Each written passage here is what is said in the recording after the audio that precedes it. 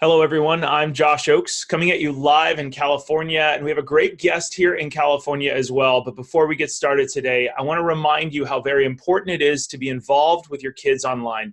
You might be listening to this podcast anywhere in the world or watching us on YouTube, Facebook, or anywhere else that you're consuming this.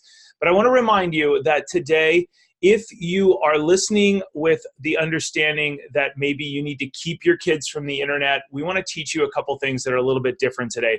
Today, we believe that the internet is very powerful and positive, and that's what you've heard from me, keeping it light, bright, and polite. We believe that these devices your kids have are a Ferrari, but we need to teach them how to go from point A to point B with a purpose so they can be a little bit positive with it instead of just a pastime sitting there with their kids, their friends. And that's why today we're coming at this from a wholesome standpoint. I have an awesome expert with me here today.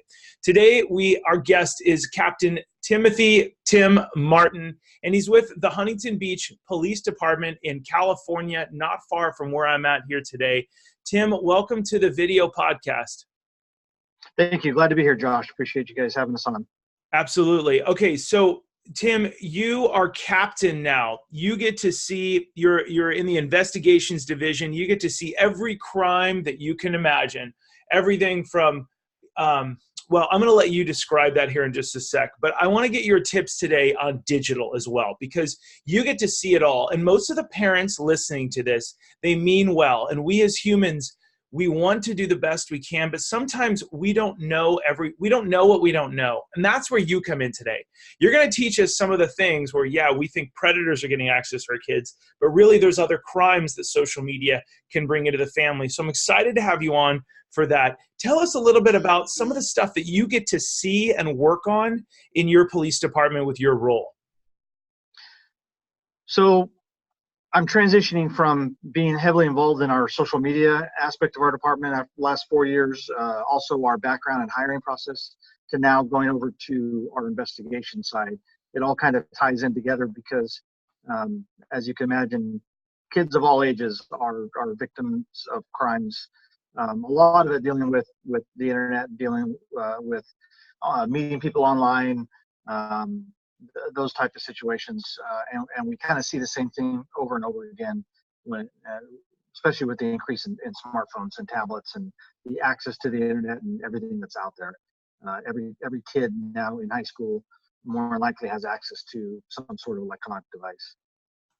Yeah, so talk to us about the first thing that you are seeing and what you would talk to parents a little bit about. Why should parents be involved?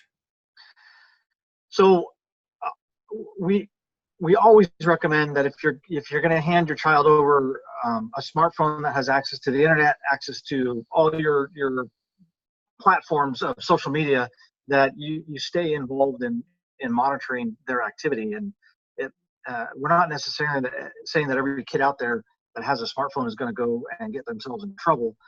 Trouble finds them whether they are looking for it or not. So the concept behind parents being highly involved in monitoring their kids' phone is really with the one goal of keeping their children safe. There are several different programs out there to monitor your kids' phone, different degrees, from anywhere from 100% every keystroke down to just controlling what time of night they use their phone, what apps they're allowed to download. And the big challenge for parents is that if they're not educated and don't understand all the apps that are out there, they're never going to be able to help their kids stay out of trouble. Most people associate, children getting in trouble online with some type of sexual crime, a sexual predator. And that's not always the case. Children are victims of identity theft almost as much as adults are sometimes. They target a child's social security number, information about them, and they get all that information from their online activity. So if their child's profile is open to the public for everyone to see, you can go on somebody's social media platform and pretty much learn everything you need to know. What school do they go to?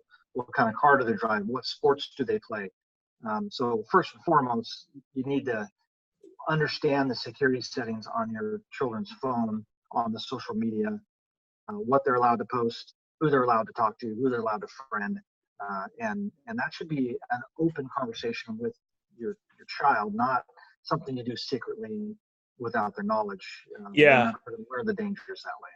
Two things, parents, tactical tip right now. This happened yesterday to us. We noticed how very many students have their Venmo accounts public, so you can see which other students are paying them and who they're paying. If you don't know what Venmo is like a PayPal for children. They pay each other for free. It's actually heavily invested by PayPal now and regulated, but it's seamless. It's easy. There's a lot of payment actions, but it's very social. You have to put a comment in when you pay somebody, and you have a wall, much like Facebook.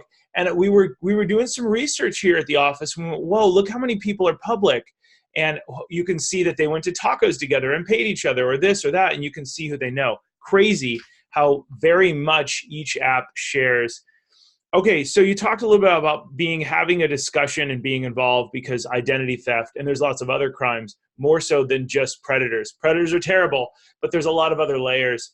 So talk to us a little about, give us an example. Do you have any examples of, there's an app that you use with your family, is that correct? And can you share with us what that app is? Yeah, so there are some apps that have been developed and they've gone away and they've gone corporate, and really the app that I kind of landed on through really a recommendation to another parent, it's called Guardian, and it's an app that you download on the child's phone and you also download on your phone, and it gives you direct access to their phone, and it gives you very basic information. It's not super intrusive. It's a very small fee monthly. And essentially what you can find out is what applications they're downloading. If you want to monitor text message, you can monitor text messages, but you don't have to. You can set time limits on the phone. So a lot of the times that children get in trouble is they'll meet somebody online, and when they go to bed, they've got free reign, and that's where the dangerous conversations come in, is in the middle of the night. Parents are asleep, kids still have the phone. Well, you can choose to turn off certain apps at certain times. So if you want to shut down their entire phone at 10 o'clock at night, you can do so, and then at 8 o'clock in the morning, it unlocks back open to them. Again, it's something they know about. They know the limits. They can't download. One of the best features about it is they can't download an application on their phone without me giving them permission to do so. So, like you just mentioned, Venmo. There are 10 new apps that came out in the last month, and next month there'll be 10 more new apps that come out that do different things. And if you don't know much about apps nowadays, they all have some sort of chat element to them, and there's no firewall, there's no protection. And you can go on to certain apps, just like we're on an app right now talking over a live video feed. It didn't cost me anything. I just had to download the app in order to be able to talk to you through video chat. Well, that's what's happening, is these apps come along, and these kids are downloading them and they're using them, and the parents have no idea that some guy in Michigan just had a video chat with their 14-year-old daughter, which is something we recently had, is a video chat between a 14-year-old and a 47-year-old, and nothing good comes from that situation.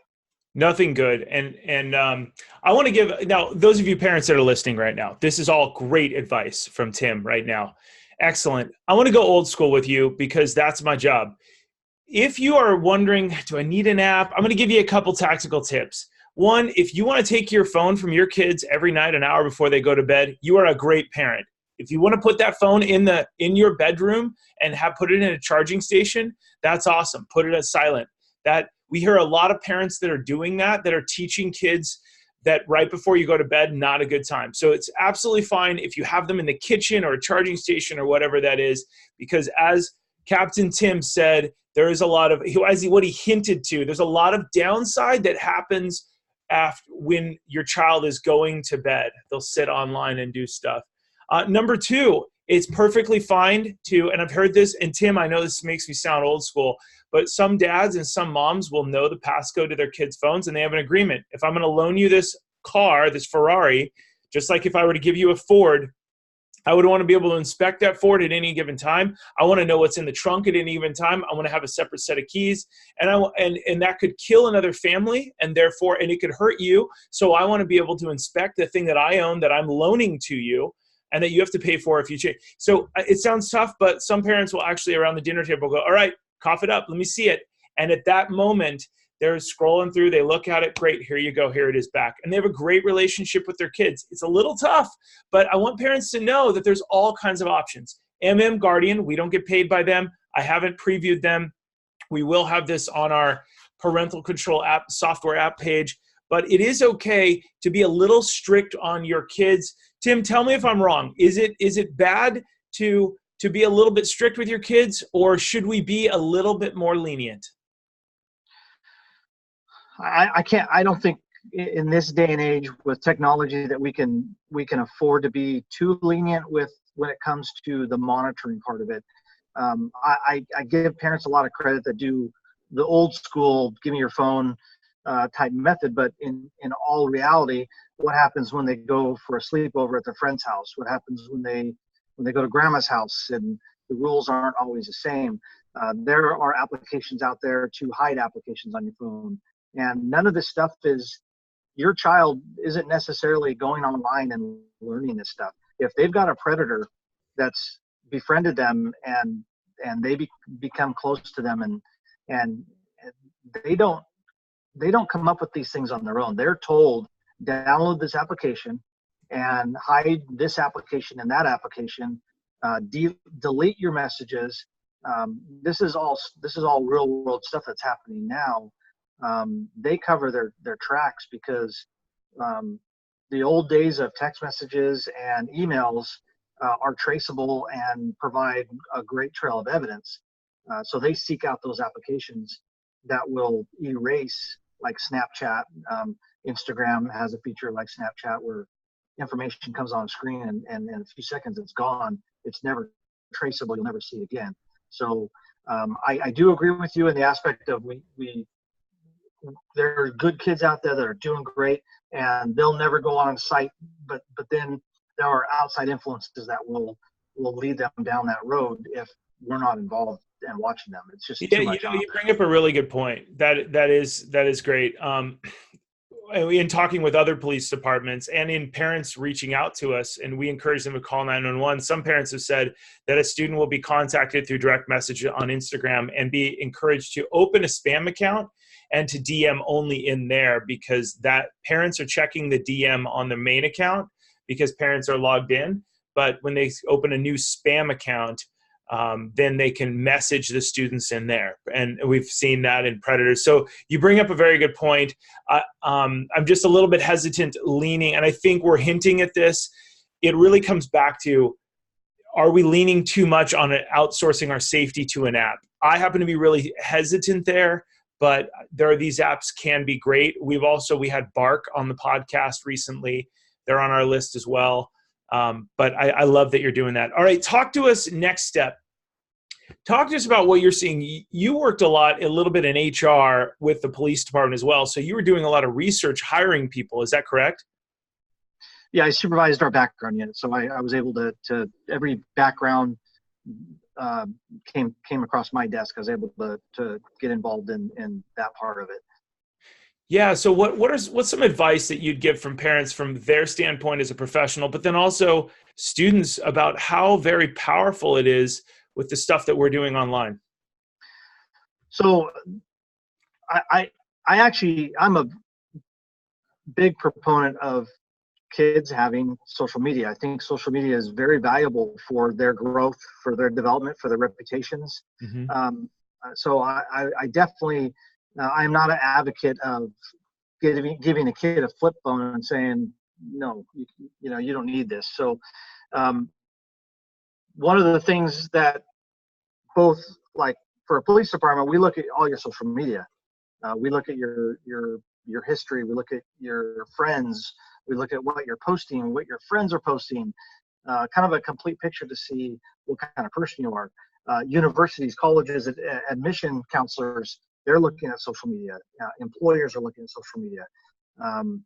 And what we're doing is we're not just looking at you, we're looking at your friends, and uh, you're only as strong as your weakest friend. And if Uh-huh.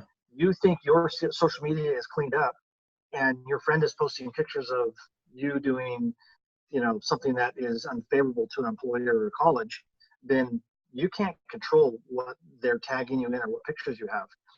So the flip side of social media is an incredibly good way to build up a resume for a 16-year-old kid that doesn't have a job history. You post the things that are attractive to an employer.